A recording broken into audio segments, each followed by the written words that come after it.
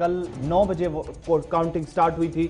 उसके बाद क्या कुछ नताइज रहे, अब तक के जो नताइज सामने आए हैं, चंद सीटों को छोड़कर कुल मिलाकर 278 सीटों के नताइज अब तक सामने आ चुके हैं जम्मू कश्मीर में डीडीसी इंतखाबात के। और जम्मू सूबे में भारतीय जनता पार्टी सबसे बड़ी पार्टी बनकर उभरी है, तो वहीं गुपकार इत्तेहाद की डीडीसी इंतखाबात में सेंचुरी मुकम्मल हो गई है। और दोनों खित्तों के अंदर अगर देखें तो कश्मीर वादी में जम्मू सूबे से ज्यादा बेहतर कारकर्दगी गुपकार इत्तेहाद में शामिल जमातों की तरफ से रही है। नेशनल कॉन्फ्रेंस सबसे बड़ी जमात जिसने इत्तेहाद में जितने भी पार्टनर्स हैं उनमें टॉप किया है, 60 से ज्यादा सीटें अब तक कामयाब जिन पर हुई है। और दूसरी तरफ पीपल्स डेमोक्रेटिक पार्टी 26, कांग्रेस भी 25 के आसपास। लेकिन ओवरऑल अगर आप देखेंगे तो जो बार बार इत्तेहाद की तरफ से कहा जा रहा था कि सेंचुरी के पार वो आसानी से जाएंगे, सेंचुरी मारेंगे, उसमें पहले ही पड़ाव में कामयाब नजर आ गई थी, कामयाब होते दिखाई दे गई थी गुपकार अलायंस की पूरी टीम।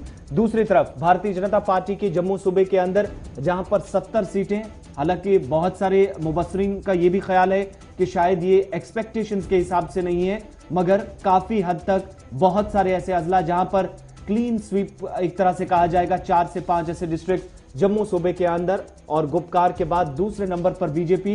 लेकिन ओवरऑल अगर आप स्टेट के अंदर किसी सिंगल पार्टी के आंकड़ों को देखेंगे तो BJP top of the table है, सरे फहरिस्त है।